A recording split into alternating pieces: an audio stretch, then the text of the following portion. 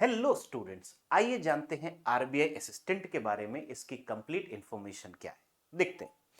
तो बच्चों, सबसे पहले आप ये समझ के चलिए कि क्लरिकल लेवल की ये जॉब होती है और आपकी जो पोस्टिंग होती है वो वहां होती है जहां पे आरबीआई के ऑफिसेज हैं।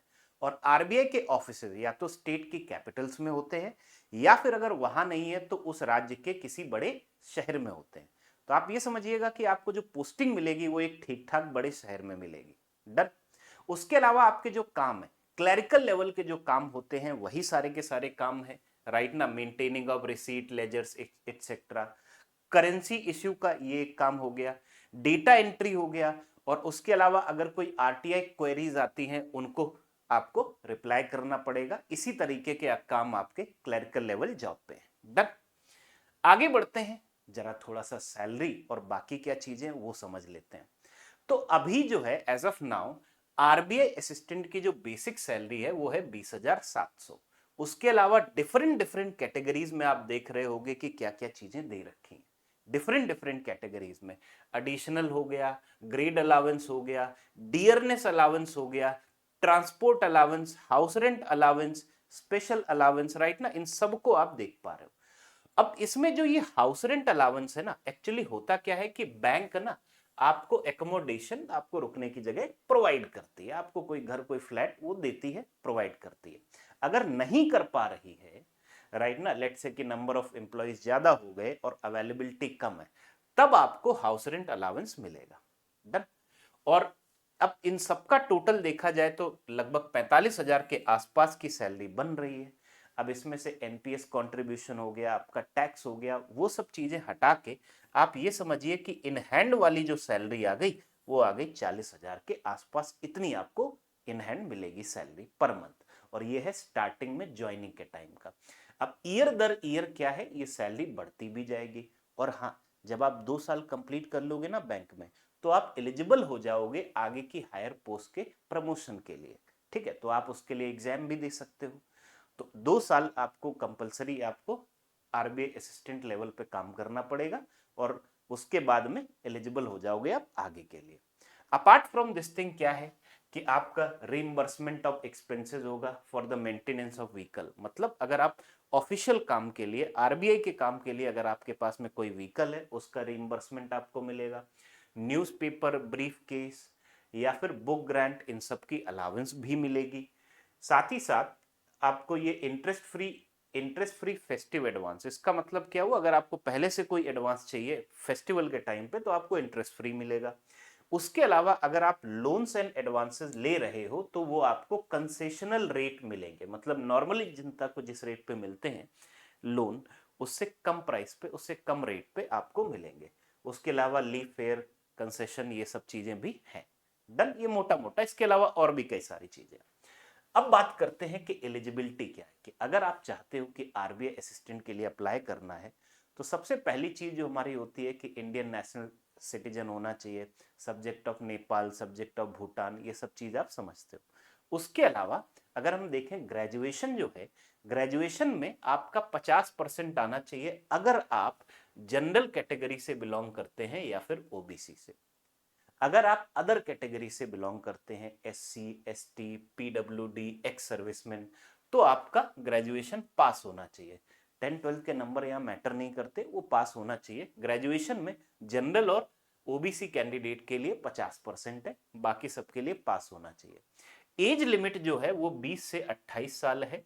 और जो according to the government rules and all, जो रिजर्व कैटेगरी के जो स्टूडेंट हैं उनके लिए एज में रिलैक्सेशन भी है। डन। ठीक है, समझ गए। अब हम जरा देखते हैं कि सिलेक्शन का प्रोसेस क्या होता है। तो जब आप अप्लाई करोगे, फॉर्म भरोगे, तो आपके सामने 3 स्टेप होंगे। क्या? सबसे पहले आपको देना है प्री एग्जाम। जब आपने इसको निकाल लिया उसके बाद में आपको देना है मेंस एग्जाम। ये दोनों हो गए ऑब्जेक्टिव पेपर। और इनको जब आपने निकाल लिया तो उसके बाद में मेंस एग्जाम के बाद में आप बैठोगे लैंग्वेज टेस्ट के लिए, एलपीटी। डन। अब यहां पे आप ये समझिएगा कि जितने भी कैंडिडेट हैं, जैसे सपोज करो कि किसी साल 500 वैकेंसी आई, तो प्री एग्जाम कितने लोगों का निकलेगा? जो लगभग इसका 10 गुना है। मतलब लगभग 5,000 कैंडिडेट का प्री एग्जाम निकलेगा। डन। मेंस एग्जाम कितने लोग का निकलेगा? इसका लगभग डबल। इसका मतलब 1000 लोगों का, फिर उसमें से आधे लोग का ये लैंग्वेज टेस्ट निकलेगा, उसके बाद में तो 500 लोगों को जॉब मिलेगी। ऐसा नॉर्मली स्ट्रक्चर रहता है। डन। और ये दोनों होते हैं objective test. Objective test with negative marking sectional cut off के साथ। जरा देखते हैं प्री एग्जाम का पैटर्न क्या है वो देखते हैं। 3 सेक्शन है, बाकी जो सारे के सारे क्लर्क वाले एग्जाम होते हैं उसी के हिसाब का 3 सेक्शन। कौन कौन से? इंग्लिश, मैथ्स और रीजनिंग। नंबर ऑफ क्वेश्चन अगर देखा जाए तो वो कितना है? 30, 35, 35। और जो मैक्सिमम मार्क्स भी है वो भी हमारे पास क्या है? 30, 35, 35। यहाँ पे क्या होता है? हर एक सवाल 1 नंबर का होता है। अगर आप इसे सही करके आओगे 1 नंबर मिलेगा, और अगर आप गलत करके आओगे तो माइनस का 0.24 1/4 नंबर माइनस हो जाएगा। नेगेटिव मार्किंग भी है, ठीक है।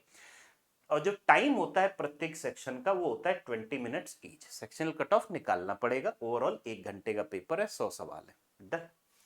अब अगली बात करते हैं मेंस एग्जाम के। मेंस एग्जाम में ये 3 सेक्शन तो है ही, रीजनिंग, इंग्लिश, मैथ्स, ये 3 सेक्शन तो है ही, साथ ही में 2 और नए सेक्शन जुड़ जाते हैं, जैसा कि और भी अदर बैंकिंग एग्जाम में होता है। क्या क्या 2 नए सेक्शन जुड़ गए? एक हो गया जनरल अवेयरनेस और दूसरा हो गया कंप्यूटर, ठीक है। तो अब यहां पे जो स्ट्रक्चर है, रीजनिंग में टोटल 40 सवाल 40 नंबर के, तो यहां पे भी मार्किंग स्कीम वही है, +1 और माइनस का ये +1। क्या लिख रहा हूं मैं? अगर आपने किसी सवाल का सही जवाब दिया है 1 नंबर मिलेगा, गलत जवाब में 0.25, ठीक है। ये पूरा स्ट्रक्चर है, मार्किंग स्कीम वही सेम है, राइट ना। रीजनिंग में 40 क्वेश्चन, राइट ना, और 30 मिनट में। इंग्लिश में भी 40 क्वेश्चन 30 मिनट में, मैथ्स में भी 40 क्वेश्चन 30 मिनट में, जनरल अवेयरनेस 40 क्वेश्चन 25 मिनट में, राइट ना, और कंप्यूटर नॉलेज में 40 क्वेश्चन 20 मिनट में। ये चीज है। तो ओवरऑल 200 क्वेश्चन हो गए 135 मिनट का। 135 मिनट मतलब 2 घंटा 15 मिनट का पेपर होगा। डन। और हाँ, यहां पे आप प्री हो या मेंस हो, दोनों में ही आपके पास में इंग्लिश को छोड़ के मैथ्स और रीजनिंग में आपके पास में 2 फॉर्म में पेपर आएगा, हिंदी और इंग्लिश दोनों में। तो उन दोनों में से आप कोई भी एक चूज कर सकते हो। बाइलिंगुअल पेपर आएगा, उस हिसाब से आप अटेम्प्ट कर सकते हो। इंग्लिश है तो ऑफकोर्स उसमें हिंदी में नहीं आएगा, वो केवल इंग्लिश में ही रहेगा। डन। प्री और मीन्स दोनों में है ये चीज। डन। तो अब कुछ एक और छोटे से पॉइंट्स, वो क्या है कि जो ऑनलाइन टेस्ट है उसमें वही चीज लिखा गया है कि एक्सेप्ट इंग्लिश, बाकी जो सब के सब है वो बाइलिंगुअली अवेलेबल रहेंगे, मतलब इंग्लिश और हिंदी दोनों में। एक कैंडिडेट को क्वालिफाई करना है each part of the objective test, मतलब प्रत्येक सेक्शन में। तो इसका इस पॉइंट का मतलब क्या हुआ कि सेक्शनल कट ऑफ के बारे में बात हो रही है। डन। इसका मतलब ये हुआ। और सवाल ये कह रहा है कि पहले आपको प्री निकालना है, जब आप प्री निकाल लोगे तभी आप मेंस के लिए बैठ सकते हो।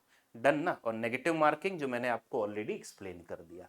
तो होपफुली आरबीआई असिस्टेंट का आपको बढ़िया से ठीक ठाक आइडिया लग गया होगा कि जॉब क्या है, प्रोफाइल क्या है, सैलरी क्या है, राइट ना, क्या क्या सिलेक्शन की स्टेजेस हैं, एलिजिबिलिटी क्राइटेरिया क्या है। होपफुली ये सारी की सारी चीजें आप सभी को समझ में आ गई हैं। Okay, so all the best बच्चों, ऑल द बेस्ट। यस।